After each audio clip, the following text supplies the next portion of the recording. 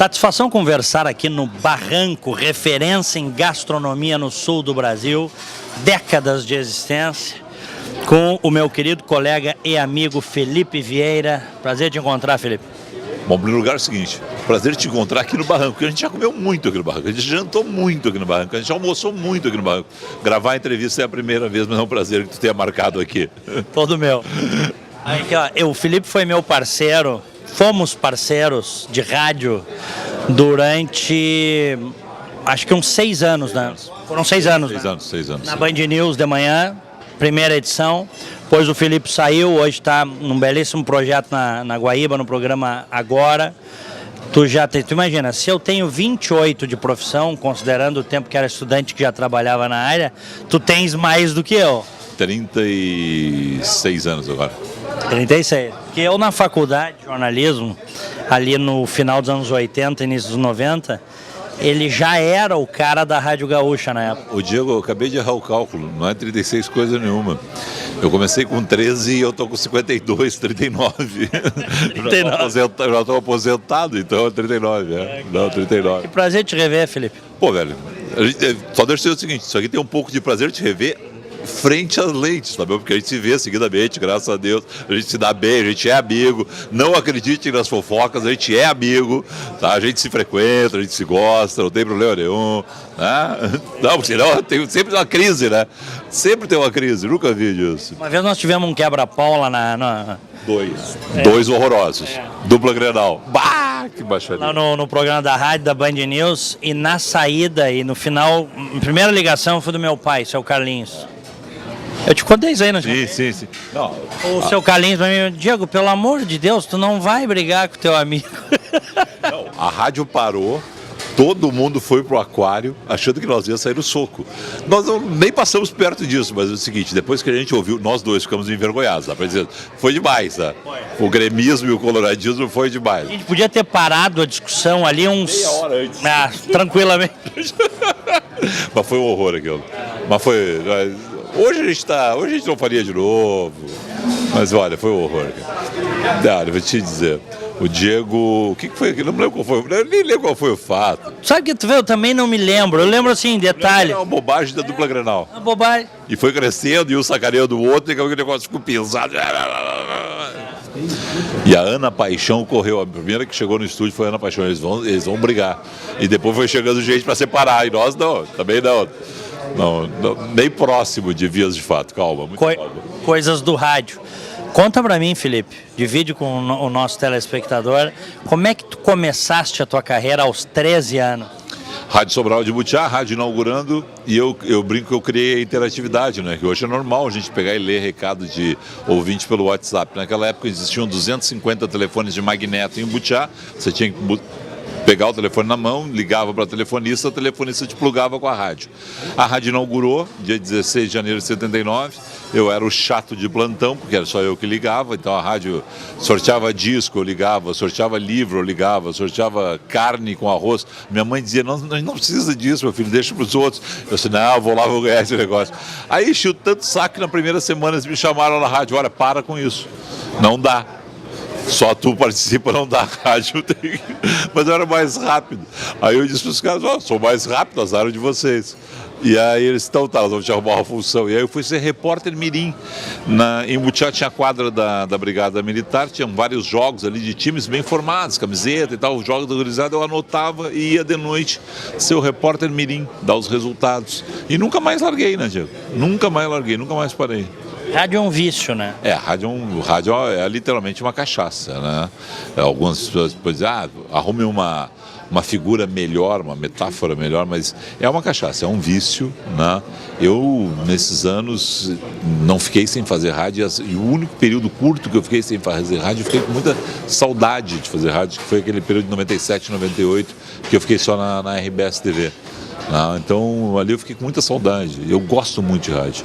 Eu gosto de TV, gosto de outros veículos, mas rádio é a minha essência. Tá, mas e aí? Aí tu começaste ali como um repórter mirim? Aí fui para operador de áudio, fui para operador de externas. Já na primeira externa, o colega que ia fazer as entrevistas chegou atrasado, não tinha quem, eu botei o equipamento, fui lá e comecei. E os caras, onde é que tu sabe isso? Mas é assim, não é? E fui. Guri. Isso eu tinha 14 anos. Adolescente. 14, aí não parei mais. Aí realmente não parei mais. Aí me deram um programa domingo. Não tinha ninguém pra fazer domingo, fui eu fazer domingo. Que horas era esse programa? De tarde, ficava a tarde inteira botando música. E falando, conversando, voz fina. Não, eu nunca tive. Eu sempre tive a voz, claro, menos grave que hoje, mas nunca foi fina. Minha voz nunca foi. Eu não tive aquela transformação do. Sabe aquele negócio? Eu nunca tive aquela transição. Eu nunca tive aquela transição de voz. Tanto é que com 13 anos, quando eu fui para a rádio, as professoras diziam, tu tem que ir para a rádio, tu sempre teve essa voz. E naquela época, hoje, claro, tem mais coisas, né, que a gente cobra no rádio, mas naquela época, em uma rádio AM, que era uma rádio popular, o que se cobrava era a voz. Tinha aquele lance de adolescente trabalhar em rádio, arranjava namorada? Tinha o clube dos namorados, eu mandava abraço, mandava beijo, lia a carta da menina, oferecia música, tinha tudo isso, claro. E a rádio, o teu programa tinha audiência? Para a rádio local, né? A rádio local sempre tem audiência.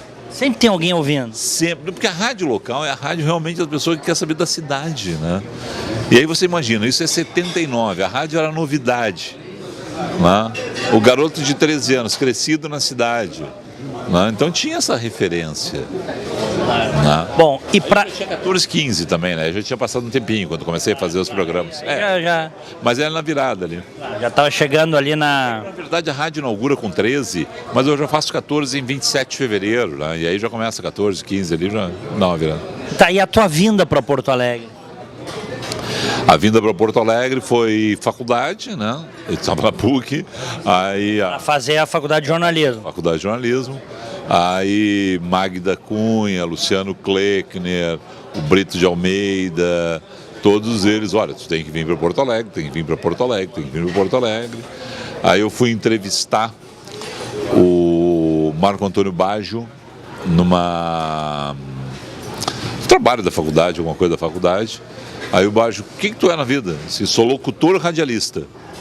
E aí, tanto é que eu nunca fiz estágio, né? Eu comecei na Gaúcha já em 89 como locutor entrevistador. E aí segui, completei a faculdade e dali segui na Gaúcha, depois a gente inaugurou a CBN, depois tu fez um período de 102, aí depois eu fui para 102. Mas aí já bem mais pra frente. Isso aí já é 97. Exatamente. 98, né? Aí a gente inaugurou a TV Com, e aí em 97, 98 eu estava lá na RBS TV coordenando esportes. Foi o único ano realmente que eu saí para fazer outra coisa que não fosse política, economia, cultura, eventualmente futebol no rádio, mas foi aquele ano de 97, 98. Aquela gaúcha lá dos anos 80 e parte dos 90 em que nós estivemos foi uma grande escola, né? Foi. Você vê o seguinte, antes da Gaúcha todos eles estavam na Guaíba, né? Então, e eles formaram muitos profissionais que ficaram na Guaíba. Mas aqueles profissionais ali, Ranzolin, Lazier, Lauro, Mendelski, são Belmonte, todos os outros estavam ali, mas são os profissionais que formaram rádios que duraram 35 anos, né? O rádio dos anos 70 na Guaíba que chega aos 2000 na Gaúcha, né? No caso, o Lauro, o Lazier, o Mendelski, né? Levaram ainda mais tempo, o Mendelski ainda está no ar, né? Então você tem ali uma escola de rádio realmente, né? E caras... Com o Flávio, com o Cândido Norberto. E caras forjados na opinião, né? Porque nós começamos a aprender com grandes radialistas que davam opinião. Exatamente, né? A gente teve essa oportunidade de aprender com eles, né? Como se posicionar. O melhor deles, o Mendelski, né? Que sempre foi um cara de opinião e fazia o programa dele em cima de opinião. Aquele espaço que o Mendelski, ele tem até hoje, né? Mas tinha lá na Rádio Gaúcha, era um negócio arrasa quarteirão. Não teve nada igual. Veio gente depois ali naquele horário, enfim, com o seu talento, mas não, nada comparável. Não, são diferentes momentos, né? As propostas são diferentes. O Macedo está até hoje no ar, a proposta é outra. né? Mas a opinião do Mendelski, o programa do Mendelski sustentava em opinião. Opinião essencialmente dele. Dele, opinião dele. Né? Você tinha ali o Cândido Norberto que tinha um comentário, o Alexandre Garcia que tinha comentário e o Santana que tinha comentário. Né? Mas durante todo o período o Mendelski marcando a opinião dele, que é o que ele faz até hoje. O Mendelski é um cara que sabe contar histórias, né, e opinar, porque ele é uma figura que estuda muito, lê muito. Tu chegasse a produzir ele ou não? Não. Eu produzi. E ali eu vi, ali naquele período de produção, que eu fiquei um ano e pouco produzindo ele, eu vi o alcance, assim, ó, gerava pauta, as opiniões dele para os jornais dos dias seguintes. Não, e o Rogério tem um negócio que o Rogério é muito gozador, né? E o Rogério já cantava a pedra. Que eu vou dar uma notícia, está acontecendo tal coisa. Amanhã nos jornais. Hoje à noite nas TVs, mas agora escuta aí que eu vou dizer. E aí ele ficava gozando, porque ele tem muita informação. O Rogério, a essência dele lá atrás era repórter de jornal, numa época muito difícil. O Rogério é uma figura que sacaneou muito a ditadura, né? Ele, o Pinheirinho, o Roberto Appel, por sinal, o Pinheirinho está concluindo esse livro. Vem aí o livro do José Antônio Pinheiro Machado contando a história, né, deles sacaneando a ditadura, os políticos, a Assembleia Legislativa, né, com a Ivanhoé, né, o grupo Ivanhoé, que foi uma invenção deles na década de 70, não existia o grupo Ivanhoé, parou a Assembleia Legislativa. Esse livro está já para ser, acho, lançado esse ano, a cargo da LPM. Aliás, nós encontramos antes dessa gravação aqui o Ivan, grande Ivan. Ivan, que está com uma exposição imperdível dos seus quadros. Eu ainda vou ter um Ivan Pinheiro Machado na minha parede. E eu quero um da série que eles têm há uns 20 anos do Le Monde, era do Le Monde. Uma exposição que ele fez de quadros de Paris, sujeito lendo Le Monde com água no café de Paris, dentro do café, aqueles quadros para mim. Depois tem quadros, eu vou ter uma série de quadros de táxis de Nova York, que é fantástica, né? Mas aquele, por causa ainda do jornal, entendeu? Papel jornal, o suporte jornal, era isso, né? Ô Filipinho, algum... Nós temos blog e tal, mas é legal, o jornal ainda tem o seu valor. Não sabemos por quanto tempo. Não sabemos por quanto tempo, mas ainda tem o seu valor. Felipe, em algum momento ao longo da tua carreira aí de quase 40 anos, tu pensasse em mudar de profissão? Pô, esse troço é muito pesado. Porque a profissão de jornalista é um negócio estressante, não? Jornalismo... Resposta complexa. Não. Não. Desenvolva. Bom, veja bem. Não, nunca... É que jornalismo é para os fortes, eu costumo dizer, né? Não, e mesmo assim, quando fizeram aqueles convites tentadores, né? Olha, vem aqui comandar tal assessoria. Quem sabe tu... Gente, para por aí. Nem me fala em salário. Não me fala em salário. Sabe, uma vez me convidaram... Se tem uma empresa muito grande que vai te convidar, vai te sondar e tal. Faz um favor para mim. Você está me mandando um recado. Não, pois é. Faz o seguinte. Diz para eles não convidarem. Mas como? Tu vai negar um convite? Pô, a grana é boa. Exatamente por isso. Vai que eu tremo. Então não. Né? Depois aqueles convites para entrar na política. Olha, tu podia ser vereador, tu podia ser deputado. Não, sabe? Nós estamos de um lado, eles estão do outro.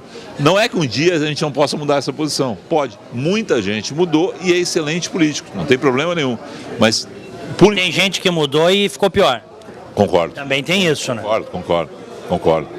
Não. Porque vai para uma... Porque uma coisa é você ser estilingue, outra coisa é você ser vidrado. Perfeito. Exatamente isso. Então, eu prefiro continuar sendo estilingue, entendeu? Estamos lá na nossa. Eu gosto muito, né? Tá aqui na TV, tá lá no site eventualmente, né? Mas eu gosto muito do rádio. E o rádio hoje é uma TV também, né? Porque a gente está transmitindo em Facebook, está transmitindo em YouTube, né? Então a gente consegue agregar coisas. Eu acho muito legal. Mas eu nunca pensei. Nunca pensaste? Não. E política? Tu acabaste adiantando? Também não, porque eu acho complicado. A gente tem uma coisa que a gente, de vez em quando, confunde, que é o seguinte: de vez em quando a gente generaliza a questão de dizer assim, esses vagabundos, né, esses caras não fazem porra nenhuma e tal. Não é verdade. Os bons, aqueles que a gente... Tem muita gente que trabalha muito e é muito sério. Né? É ano eleitoral, não vou citar ninguém, até para não dizer que estou fazendo campanha. Mas tem gente séria e tem gente que trabalha muito. E, em vez em quando, a imprensa não dá o devido valor. De vez em quando, é aquela velha história da gente publicar o joio e não publicar o trigo, né? Então, eu acho que, de vez em quando, a gente erra nisso. A gente devia elogiar mais alguns, ao invés de ficar criticando tanto outros, sabe? Porque, mesmo o bom acaba pagando pelo ruim. Mas não tem ideia nenhuma de fazer política. Até porque a dona Alessandra, nem política clubística ela deixa eu fazer mais. Fala da Alessandra e das crianças, como é que tá a vida familiar? Eu cheguei tarde nesse negócio, né? Tu tava lá, né? Tu acompanhou isso, né? Eu cheguei tarde nesse negócio, né? Tanto é que algumas pessoas, alguns amigos lá dizem assim, quando eu tô com o Theo e a Laís, dizem assim, Felipe, teus netos são lindos. Eu digo, pô, não sacaneio assim. Mas, cara, casei muito tarde, né? Eu conheci a Alessandra há 10 anos, quer dizer, também não tinha uma situação de não casar. Não. Por que não casou antes? Não enrolei ninguém. Né? Há 10 anos eu conheço, então. Conhecesse lá na Bandeirantes, eu me lembro. Pois é, tu sabe que tu lembra, ela lembra e eu não lembro desse encontro na Bandeirantes. O primeiro encontro que eu lembro é um encontro no Bom Conselho, quando eu fui mediar um encontro do Caco Souto e outros a convite da Alessandra, mas também do Carlos Klein, né? Que eles tinham a ESAD e tal. Então, é ali a minha primeira lembrança da Alessandra. E depois, o Caco Souto no encontro lá no Plaza São Rafael, que foi o reencontro. E aí, a partir dali, engrenou. Tem um gap ali entre a história do Bom Conselho e a história do Plaza de cerca de 1 ano e meio, 2. Mas eu não me lembro. Ela fala desse encontro lá na Bandeirantes, tu já me falou desse negócio e eu não lembro. E o teu casamento de vocês na Serra estava belíssimo. Muito obrigado pela presença. Foi legal, né? A gente se divertiu. Foi legal. A gente se divertiu, né? A gente se divertiu pra caramba. Eu gostei. Então os amigos lá, tinha coisas. Foi muito bom. Felipe, me conta uma coisa. De novo, viu? Eu casaria de novo. Porque é legal porque tu. E aí de ti que diga o contrário, né, mano? Não, casaria também com a Alessandra, mas eu repetiria a noiva e a festa, porque é o seguinte, a festa é muito legal porque tu reúne amigos, pessoas muito próximas que estão no teu dia a dia. Foi muito legal. Felipe, como é que tu tá vendo a situação política brasileira? Eu tô com muito medo, Diego. Eu acho que quarta-feira tem um balizador. Eu estou com muito medo que o Supremo Tribunal Federal faça o que a maioria dos políticos que analisam STF está dizendo. Quando esse programa for ao ar, nós já vamos saber a decisão. Então eu vou dizer o seguinte, as informações que eu tenho é que vão liberar, eu trabalho com a informação que vão liberar o Lula. Eu acho um absurdo isso. Acho um absurdo, porque passou o boi e vai passar a boiada. É um absurdo. Né? Alguém pode dizer, não, mas olha só a Constituição. Alguém viu o pessoal que está defendendo a soltura do Lula pedir a soltura do Eduardo Cunha, do Sérgio Cabral? É a mesma turma, são os mesmos crimes, é corrupção, é a situação de já ter transitado em segunda instância.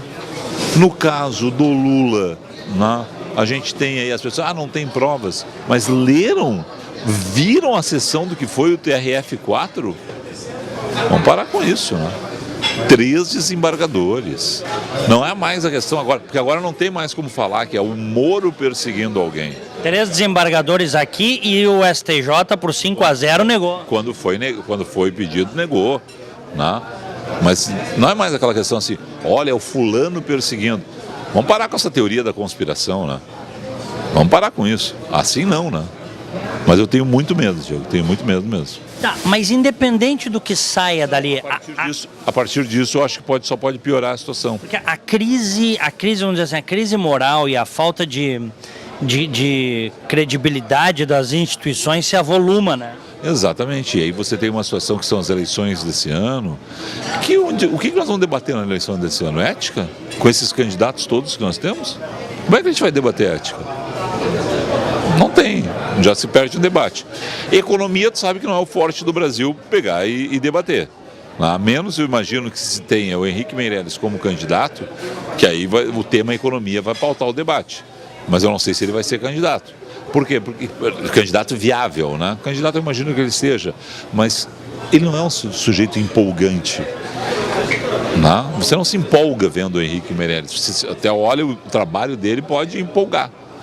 Você vê o que ele fez lá no Banco Central no governo Lula, os acertos que teve na economia.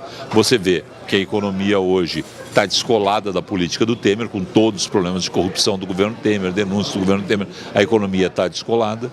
E isso que não se fez reforma da Previdência, o que deixaria esse país numa situação melhor. Não. Você teria um outro patamar nesse momento de investimentos estrangeiros no Brasil, a própria confiança interna do brasileiro para investir no país. O que vai acontecer a partir de agora? O dólar dispara ou não dispara essa semana com uma decisão como essa do Supremo? Vai ter reflexo na economia? Essa é a situação. Está muito complicado você fazer qualquer previsão sobre outubro quando você tem as candidaturas postas da forma como estão, sem você ter um norte de saber que nós temos uma regra que funciona. Diego, tu hoje vive nos Estados Unidos, tu tem residência nos Estados Unidos. Por que funciona a coisa? Tem regra. É pro Trump, é pro Diego. A lei é a mesma. O Trump não vai ter um juiz diferente. Se o Trump pegar o carro dele e cometer um crime de trânsito, o Diego cometer um crime de trânsito, é o mesmo juiz. Ele não vai ir para a Suprema Corte Americana. Não, não é? É isso aí, né? Tu tem regra. Tu sabe que o teu país tem regra. E no Brasil tu não sabe. A regra muda conforme o jogo, conforme o jogador. O cara leva um amarelo, não, vou seguir jogando. Tá bem, então tá, a regra permite que o cara... Não, o senhor está expulso. Não, eu vou seguir, porque sou eu. Eu sou o craque do time. Que isso, cara? Não é assim, o senhor está expulso. Retire-se do jogo. Na política brasileira não tem isso. Então, o meu medo, Diego, é esse, assim, é você não ter, ou cada vez mais ter menos parâmetros para saber o que vai acontecer em termos de Brasil. Por quê? Porque você não tem uma lei que as pessoas sigam. E as pessoas dizem isso descaradamente. A lei não vale para o Lula. Mas como não vale para o Lula? A lei valeu para o Eduardo Cunha, para o Sérgio Cabral, para todos os outros. Para o Lula não vale. Não é pedir demais, né? Não é. É só respeito que o cidadão merece. E aí o seguinte, não, mas você está contra o Lula. Não, eu estou contra o Lula, o Sérgio Cabral, o Eduardo Cunha, eu quero todos eles na cadeia. Entendeu? Todos eles. Queremos. É. Gedel. Todos. Jucá. Todos. Todo mundo. Pode aumentar essa lista. Não, mas vocês não falam no Oeste. Quero. Cumpriu o rito, foi condenado em primeira instância, segunda instância, vaza. Eu queria até que tivesse sido preso o Aécio pela mala de dinheiro que ele mandou o primo pegar. Também, né? Feito. E outra, não tem essa de ter bandido de estimação, cara. Chega disso. Sabe, chega desse negócio. Não, mas o meu, porque o meu... Não, velho, o teu cometeu o crime, o teu vai pra cadeia. Ponto. Acabou. Sabe, agora não. Olha, o negócio é o seguinte. O nosso, deixa de lado, esquece. Esse maldito foro privilegiado. Eu ia falar esse negócio na resposta anterior. Por que o Trump tem o mesmo juiz se eu fizer um crime nos Estados Unidos, o Diego, ou o cidadão americano comum? Porque ele não tem o maldito foro privilegiado. Ninguém tem. Mas olha só, vai todo mundo para a primeira instância. Por que eles se cuidam 50 vezes mais? Se cuidam, né? Se cuidam, né? Porque qualquer um pode chegar lá e abrir um processo contra o presidente. E aí? O cara está sempre com o dele na reta. É isso, cara. Pra gente fechar, programa agora na Rádio Guaíba. Apresentado que foi em outros tempos podia citar vários aqui, pelo grande Amiro Domingues. Amiro Domingues, Flávio Alcaraz Gomes, Lazier Martins, Adroaldo Streck. Quando você entra naquela cadeira ali, velho... Responsa, né? A responsa, aquela cadeira é a responsa. Posso dizer, eu gosto muito de apresentar agora, porque eu ouvi muito tempo agora, né? Fui ouvinte do agora. Mas eu tenho que confessar isso, porque eu vim aqui hoje gravar essa entrevista já com essa frase pronta. Eu morro de saudade do Band News Porto Alegre, primeira edição. Porque era o seguinte... A gente não foi líder de audiência, outras rádios foram líder de audiência, mas a gente foi líder de relevância. Isso eu não tenho dúvida nenhuma. A gente dava as porradas e depois o pessoal via, não é? A gente cantava pedra, a gente dizia o que ia acontecer, dava informação, acontecia. A gente comprava a briga. É um programa que... Dos programas que eu comandei vários programas já ao longo dessa... É um programa que eu tenho saudade, me deixa assim a melhor memória, a melhor lembrança. Sabe? E o negócio que eu tento apagar sempre são essas brigas do Grenal lá, porque foi abaixo ali, foi um horror aquilo. É um horror. Eu não precisava aquilo. Nós não precisávamos ser aquilo. Filipão, sempre um prazer te ver. Querido, prazer, obrigado, né, pelo convite. Né? Muito bom estar aqui contigo no Barranco. Um grande abraço para o Elson, para o Chico, para todo mundo, né, que faz dessa casa uma casa maravilhosa para Porto Alegre. Eu tenho frequentado muito pouco, tu sabe que 2 filhos, cada vez mais sou Zona Sul, né, fico em casa, quietinho, mas uma convocação tua, um convite teu, eu disse, não, hoje eu vou lá dar um abraço no Diego, conversar um pouco com ele. Obrigado. Tamo junto. Valeu. Felipe Vieira aqui no Opinião Livre.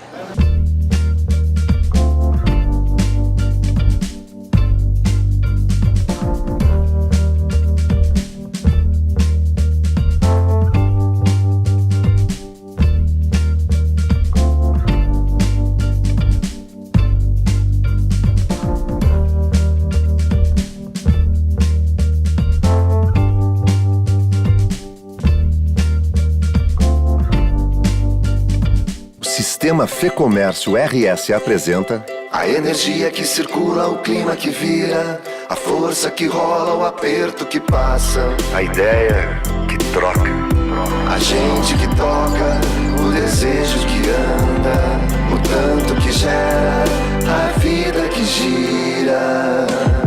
Sistema Fê-Comércio RS. Com você, a gente faz a economia girar. Com você, a gente faz a vida se movimentar. Todo dia é um novo desafio.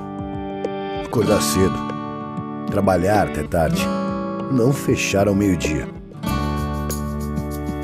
Feriado não é descanso, é oportunidade.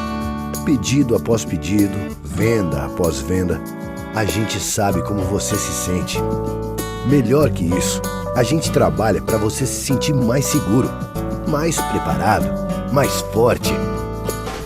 E para isso estamos sempre prontos para representar o varejo. Precisa de ajuda a qualquer hora? A gente dá uma força. De ajuda para agilizar a papelada? A gente dá uma força. Precisa crescer? Já sabe, a gente dá uma força para você, para sua loja, para o seu futuro. Porque a gente faz o varejo mais forte. Cindy Lojas Porto Alegre, 80 anos. A vida é assim. Chove, faz frio, acaba a luz. A vida é assim. Chove, faz frio. E quando você menos espera, acaba a luz. A vida é muito melhor quando você está bem acompanhado. E é isso que inspira a Unimed a estar sempre do seu lado, cuidando de tudo para que cada um dos seus planos comece a ser realizado hoje mesmo. Cuidar de você. Esse é o plano. Unimed.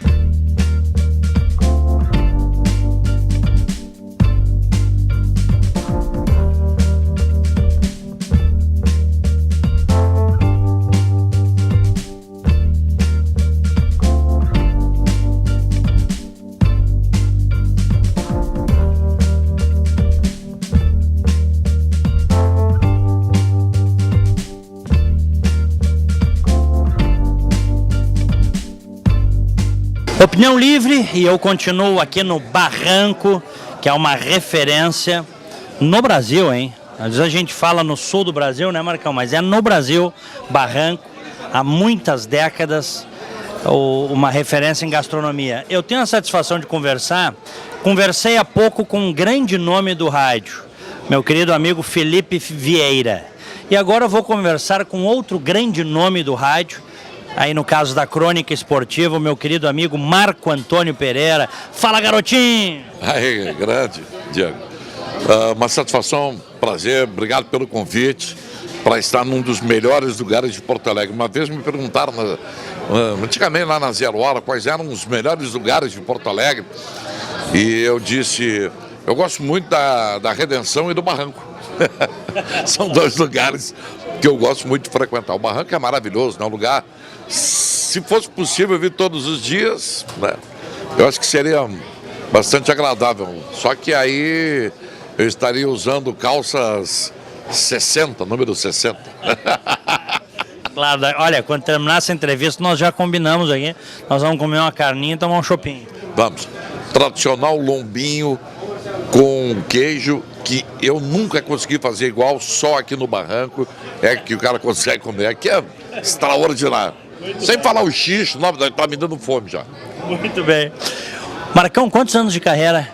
40 anos já trabalhando no rádio, 40 anos já transmitindo futebol, porque eu comecei narrando futebol. Eu não tive outra atividade no rádio, eu não fui operador, eu não fui repórter, eu já comecei narrando futebol.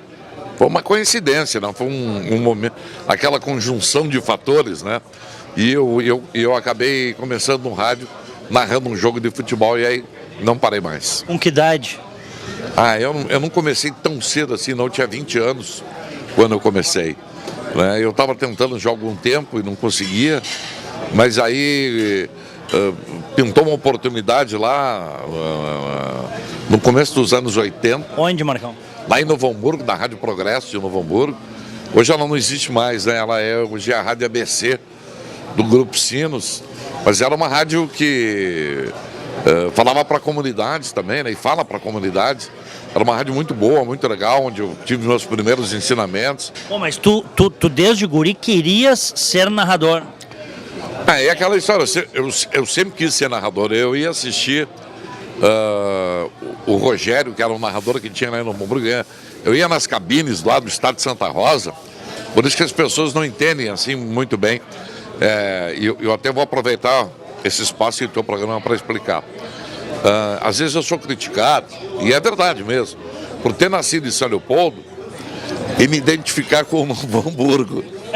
Não é que o Novo Hamburgo seja melhor, né? Não é que eu quero que eu diga que sou de Novo Hamburgo só para aparecer. Sabe essa piada, né? Tu é mesmo de Novo Hamburgo ou tu tá querendo aparecer? Os caras perguntam, né? Não, mas eu nasci em São Leopoldo e me criei em Novo Hamburgo. Então, desde pequeno, eu aprendi aí no estádio Santa Rosa para ver o Novo Hamburgo jogar. E eu ia sempre, treinos, etc e tal. Eu vi o Garrincha treinar lá em 69. O Garrincha veio fazer, ele já estava no fim da carreira, veio fazer um jogo amistoso contra o Inter, vestindo a camisa do Novo Hamburgo. E eu vivi tudo isso. E eu ia lá nas cabines de rádio olhar os caras. Né? Assim como o Felipe Vieira também, estava lá toda hora nas rádios pedindo para trabalhar e participando dos programas. O Felipe acabava com as promoções, que era só dava ele. Sorteava qualquer coisa, só dava ele. Não, eu não participava das promoções. Eu ia na rádio pedir emprego sempre, né? Tu batia na porta e pedia emprego? Não, eu ficava ouvindo a rádio assim, a Rádio Progresso está contratando operador de áudio. Falei, eu vou lá. Eu ia lá, não tem vaga para ti. Aí eu ia embora. Aí eu fui em várias emissoras de rádio, levava uma fitinha, gravava. E uma vez eu tinha um gravador muito legal que eu via minhas bandas de rock. Depois, se eu lembrar, eu quero dizer da única coisa que eu não fiz no rádio que eu gostaria de fazer ainda. E eu ouvia minhas fitas cassete, as bandas de rock, era o máximo que eu conseguia chegar lá de qualidade de som. E eu gravei uns jogos lá, e gravei um Fla-Flu, lembro que eu gravei um Fla-Flu. E ele vem na rádio e tal. E aí os caras, não, porque tu não tem experiência, porque não sei o que. Até que um dia colou, deu certo. Um narrador faltou lá na Rádio Progresso e eles tiveram que arriscar me colocar lá. Tu lembras o primeiro jogo que tu narraste? Eu lembro do primeiro jogo que eu narrei e foi muito curioso, né? Eu tinha aquela grande expectativa, né? E a mãe do cara, eu perdi minha mãe não faz 2 anos. Eu digo que a melhor coisa que uma pessoa pode ter na vida é mãe. Eu sinto muita saudade da minha mãe. E a gente sempre recorre à mãe, né? Em todas as situações difíceis. E eu fiz o jogo e quando terminou a transmissão, o repórter, que depois virou meu amigo, meu padrinho de casamento, Antônio Mendes, assim, ele não me conhecia, né? Disse, meu filho, eu vou dizer uma coisa pra ti. Esse negócio de narrar futebol não é para quem quer, isso é para quem sabe. Vai fazer outra coisa na tua vida. E eu fui para casa muito triste, abalado. E cheguei em casa e minha mãe, nossa, que transmissão. E não tem narrador do Rio Grande do Sul melhor do que tu. Que maravilha. Era minha mãe, né? E aí eu falei, não, os caras lá disseram que eu não vou dar no couro e tal, não sei. Não, porque não sei o quê, não vamos admitir isso, tal. Não, deixa assim e fica por aqui. Aí passaram-se 2, 3 dias, bateram lá em casa. Né? Aí era um motorista da rádio. Chegou. Olha o seu Milton Vergara, que era o gerente da rádio, que me descobriu. Abraço, Ivan. O Ivanzinho estava na mesa do lado, Ivan Pinheiro Machado. Isso aí. Ele me convidou, não me chamou para ir na rádio, eu fui para a rádio. Mas eu não esperava. Ele falou assim, por que tu sumiu? Eu falei, não, o pessoal aí falou que não tinha condição. Não, olha só, meu filho, aqui quem manda sou eu. E aqui quem descobre talentos sou eu. Eu vejo em ti um futuro brilhante pela frente. E aí, maldita hora que ele disse isso, e eu nunca mais. Aí ele chegou e disse assim, eu tenho um teste de fogo para ti. Eu domingo tem 2 jogos aí da várzea de Estância Velha. E a rádio, a Progresso, narrava tudo. Isso, fazia várzea de toda a região ali do Vale dos Sinos.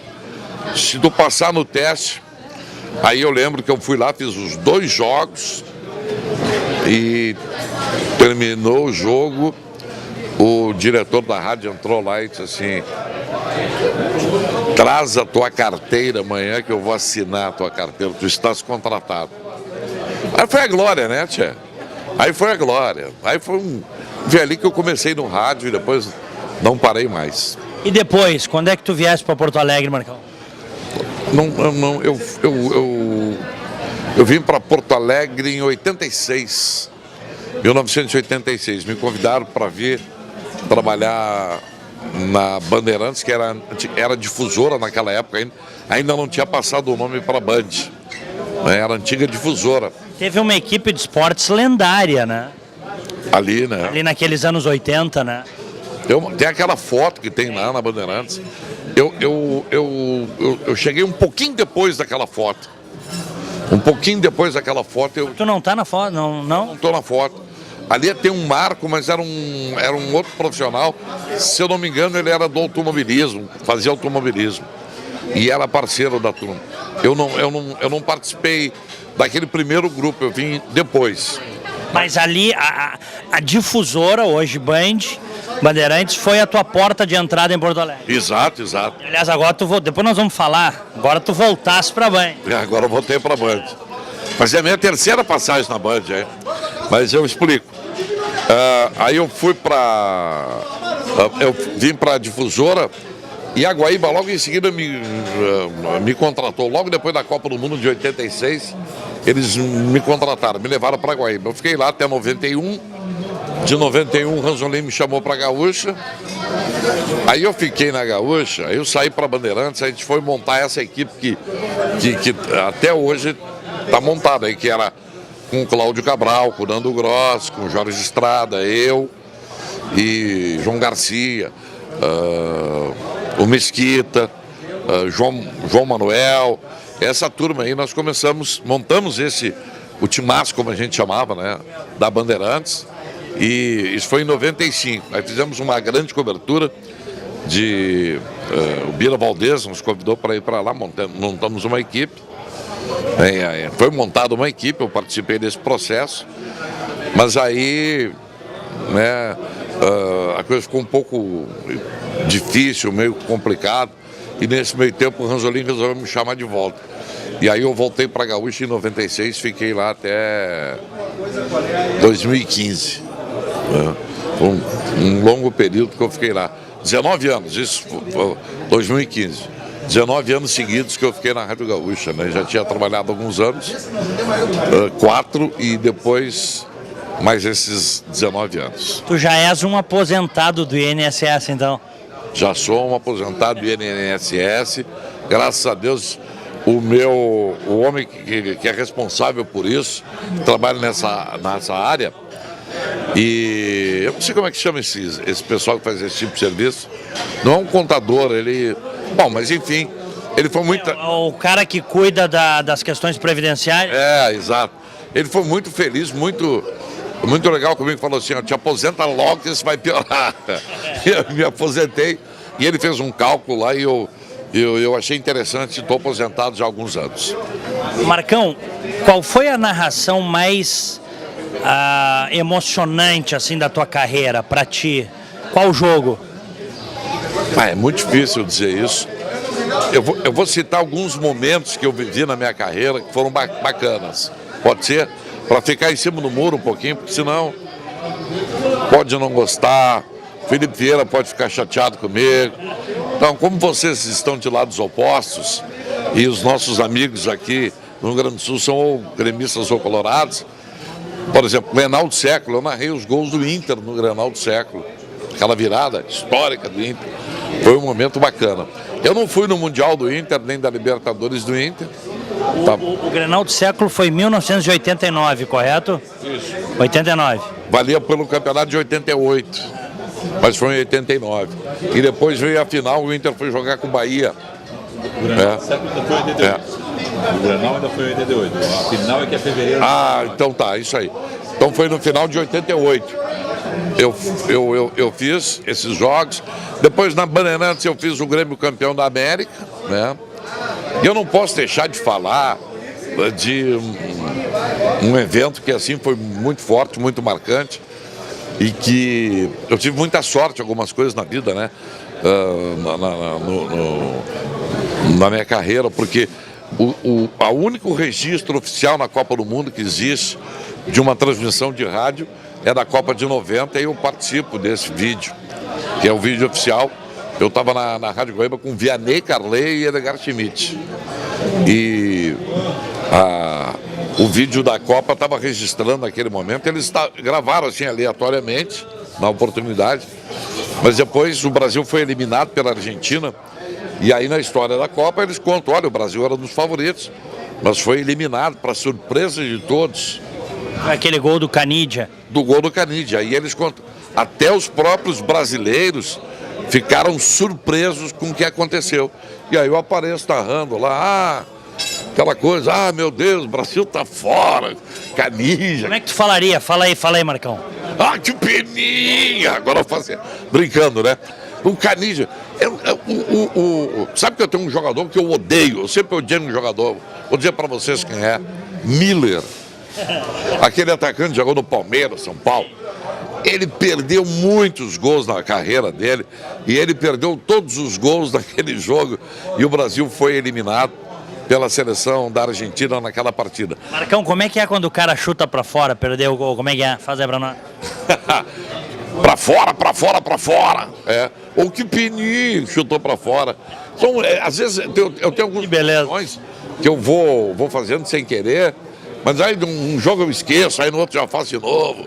Então, eu não procuro seguir uma regra. Isso eu aprendi no começo da minha carreira. Não usa muitas frases feitas, porque as pessoas vão sempre achar que é tudo igual, né?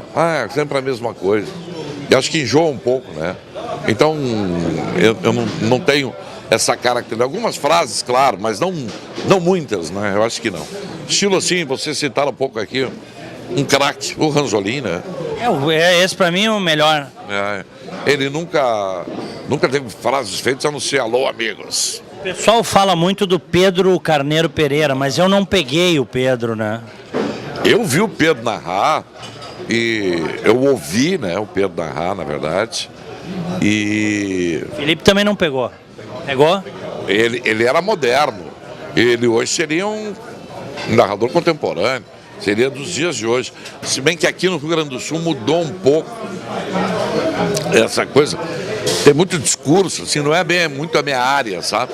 Mas essa onda do discurso é um negócio assim que eu acho que é um exagero pro futebol, né? O discurso na narração. O discurso na narração, aquela coisa de que o maior escanteio de todos os tempos, o maior gol de todos os tempos. Eu não posso falar nunca isso, sabe por quê? Porque eu vi o Pelé jogar, eu vi o Figueiredo jogar, eu vi o Alcino Marta de Freitas jogar, e eu vi o Rivelino. Então, hoje em dia, o próprio Renato, Fernandão, aí eram extra classe. Falcão, né? Estava esquecendo o Falcão e outros tantos craques de bola. Mas como é que eu vou dizer que o maior jogador de futebol que eu já vi, o gol mais incrível que aconteceu, foi do Everton do Grêmio ou do Leandro Damião do Internacional? Não tem sentido isso, sabe? Tem lances maravilhosos, extraordinários. Mas eu não chego a tanto, né? Eu não chego a tanto. Quem viu o Pelé jogar, Maradona, eu narrei o Maradona, né? Nesse jogo aí, nesse fatídico jogo em que o Brasil foi eliminado pela Argentina. Ele fazia coisa extraordinária, mas nem jogo ele não jogou nada. Esse foi o jogo que eles doparam, que ele dopou a seleção brasileira? Exato. Foi nesse jogo? Que era o Dunga, né? E companhia, etc. Que eles teriam dado aquela água no intervalo para os jogadores do Brasil e tal. Branco e companhia e tal. O pessoal se sentiu mal no intervalo ali, né? Distribuiu uma água batizada. Porque o Brasil voltou estranho para o segundo tempo, né? Mas a gente na época não suspeitou absolutamente nada, né? Isso aí veio surgir muito tempo depois. Porque o Maradona deu uma entrevista na Argentina rindo e contou, né? É que o Maradona, ele tem um temperamento que permite que ele, às vezes, coloque para fora certas coisas, né? Que tu jamais acreditaria que pudesse acontecer. E eu, no final das contas, acabei acreditando nesse processo. O Brasil disse que não é verdade, né? Mas eu não sei, não. Eu fiquei com a desconfiança de que isso pudesse ter acontecido realmente. Uma artimanha argentina. Porque quando eu era menino, eu escutei muito, eu estava muito rádio, muito rádio. Ainda continuo curtindo rádio. Eu, sábado, agora de que teve Corinthians e Palmeiras, eu fiquei zapeando, eu estava ouvindo primeiro o Silvério na Bandeirantes e depois fui passando pelas outras rádios de São Paulo. Agora tu tem a facilidade, né? Tu baixa o aplicativo e fica ouvindo. E eu estava ouvindo as rádios de São Paulo, porque eu curto muito essa história dos narradores. Mas eu curtia muito os narradores dos anos 60, 70, e eu ficava ligado. E antes que tu me pergunte, o Ranzolino foi um grande narrador, mas o maior de todos que eu ouvi foi o Osmar Santos, que criou uma linguagem nova no rádio, um jeito novo de transmitir futebol, e que era uma metralhadora, né, na narração, um cara que tinha um pensamento político. Como é que tu ouvias o Osmar Santos no rádio? Porque ele era de São Paulo. Aqui em Novo Hamburgo, nós tínhamos muitos rádios em casa e a gente ficava ouvindo, eu conseguia sintonizar. Sintonizava as de São Paulo? Sintonizava as rádios de São Paulo e do Rio. São Paulo e Rio? São Paulo e Rio, a Clube de Curitiba e a Rádio Guarujá de Florianópolis. Eu ouvia essas rádios todas, aí conhecia os narradores todos de cor e salteado e tal. Um dia eu fui fazer um jogo, ainda estava trabalhando no Novo Hamburgo, fui nos estúdios da Globo São Paulo. Os caras ficaram impressionados, eu comecei a contar tudo que eu ouvia deles.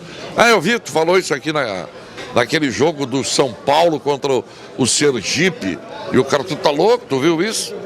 Eu ouço sempre. Hoje eu já não ouço mais tanto, mas eu ouvi às vezes. Marcão, pra gente fechar, e o teu retorno pra Band? Tá sendo coroado de muito sucesso, né? Muito bacana, tia. Foi uma das grandes coisas que eu fiz. Porque, olha só, eu tava pensando em me aposentar do rádio, né? E eu fiz uns investimentos. Eu comprei uma lancha, um bar, e que eu tenho. A minha filha é bióloga marinha e o meu filho e o meu genro, né? O meu genro é marinheiro. Então eu comprei para a gente fazer investimento lá para pescas, passeios, essa coisa toda. Isso onde? Lá em Porto Belo, Santa Catarina. Eu pensei em investir. Aí eu cheguei lá, comprei tudo e tal, deixei com eles e tal, que eles entendem. Aí eu pensei, não, acho que eu vou parar com esse negócio. Eu não quero mais viajar, eu quero ficar de pé descalço lá em Santa Catarina, na praia. Aí cheguei lá, não sabia subir no barco, eu não sabia puxar corda, eu não sabia pegar na carretilha, eu não sabia o que dizer. Qual é o horário que tem? Eu não sei, eu tenho que perguntar, eu não sei. O telefone tocava para marcar uma hora, eu não sabia. Aí eu pensei, mas tô atrapalhando. Aí o Caco da Moto tá me ligando. Vem cá, vamos conversar. Blá, blá. E eu tava tentando me esquivar dele, né? Achando que ia virar o Popeye, marinheiro, né?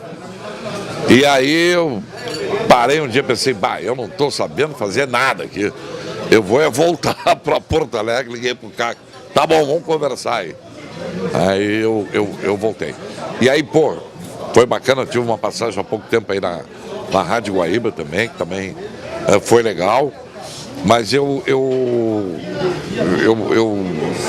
renovei as baterias agora com essa minha chegada na Bandeirantes.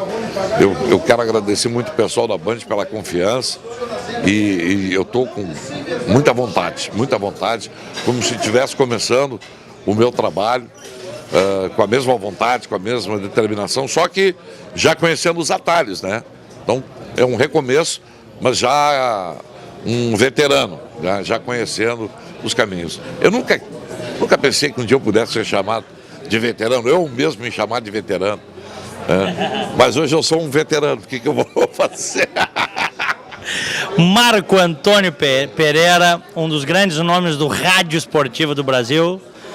Obrigado pela entrevista. Obrigado pelo papo, estava legal, pelo convite. E aqui no Barranco é sempre um prazer, né? A gente trocar uma ideia e conversar com esse pessoal maravilhoso aí. Vamos jantar agora? Vamos lá. Um abraço forte. Um abraço. Peraí, tem um segundo aí. Claro. E a Diana, como vai? A Diana vai bem, a Diana é minha cadela. A minha filha também tem uma Diana, pastor alemão também. É uma raça maravilhosa. É uma raça maravilhosa, só que a da minha filha ainda não deu cria. Então ela vai esperar, acho que para o ano que vem. Aí sim que ela tá novinha ainda. Então depois vai dar os filhotinhos aí, que nem a tua já deu há pouco tempo aí, né? Segunda cria. Cachorro é um espetáculo, gente. Pastor alemão, melhor ainda. Beijo. Grande Marcão. Marco Antônio Pereira conversando comigo aqui no Opinião Livre. Hoje direto do Barranco. Como disse o Felipe no bloco anterior, abraço ao Chico, ao Elson, a toda a família Barranco. Este é Opinião Livre. O Sistema Fecomércio RS apresenta a energia que circula, o clima que vira, a força que rola, o aperto que passa, a ideia que troca, a gente que toca, o desejo que anda, o tanto que gera, a vida que gira. Sistema Fecomércio RS. Com você, a gente faz a economia girar. Com você, a gente faz a vida se movimentar. Todo dia é um novo desafio. Acordar cedo, trabalhar até tarde, não fechar ao meio-dia. Feriado não é descanso, é oportunidade. Pedido após pedido, venda após venda, a gente sabe como você se sente. Melhor que isso, a gente trabalha para você se sentir mais seguro, mais preparado, mais forte. E para isso estamos sempre prontos para representar o varejo. Precisa de ajuda a qualquer hora? A gente dá uma força. De ajuda para agilizar a papelada? A gente dá uma força. Precisa crescer? Já sabe, a gente dá uma força para você, para sua loja, para o seu futuro. Que a gente faz o varejo mais forte. Cindy Lojas Porto Alegre, 80 anos. A vida é assim. Chove, faz frio, acaba a luz. A vida é assim. Chove, faz frio. E quando você menos espera, acaba a luz. A vida é muito melhor quando você está bem acompanhado. E é isso que inspira a Unimed a estar sempre do seu lado, cuidando de tudo para que cada um dos seus planos comece a ser realizado hoje mesmo. Cuidar de você. Esse é o plano. Unimed.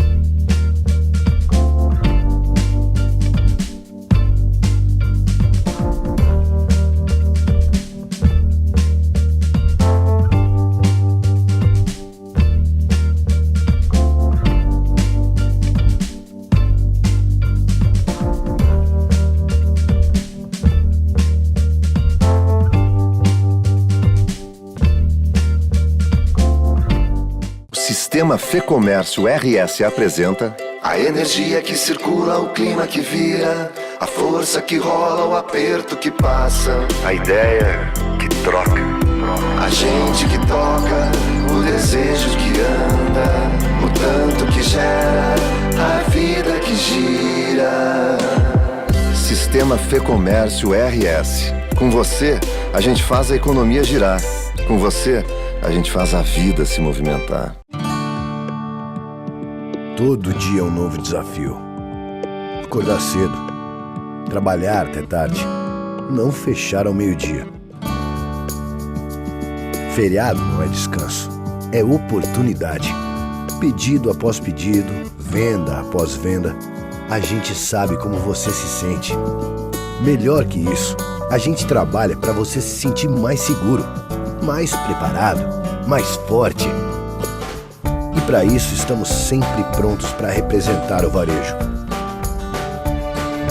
Precisa de ajuda a qualquer hora? A gente dá uma força. De ajuda para agilizar a papelada? A gente dá uma força. Precisa crescer? Já sabe, a gente dá uma força para você, para sua loja, para o seu futuro. Porque a gente faz o varejo mais forte. Cindy Lojas Porto Alegre, 80 anos. A vida é assim. Chove, faz frio, acaba a luz. A vida é assim. Chove, faz frio. E quando você menos espera, acaba a luz. A vida é muito melhor quando você está bem acompanhado. E é isso que inspira a Unimed a estar sempre do seu lado, cuidando de tudo para que cada um dos seus planos comece a ser realizado hoje mesmo. Cuidar de você. Esse é o plano. Unimed.